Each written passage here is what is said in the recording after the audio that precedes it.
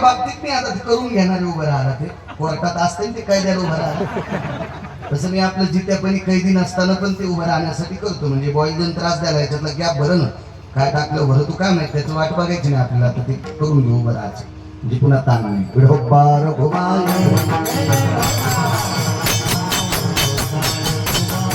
काळा उशाला बसलाय उशाला बसलेला काळा हा घेऊन जात असतो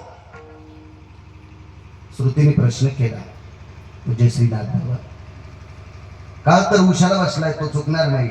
पर्याय काय काय नाही म्हणजे एकच पर्याय आहे उपाय एकच आहे तुम्ही भजन करायचे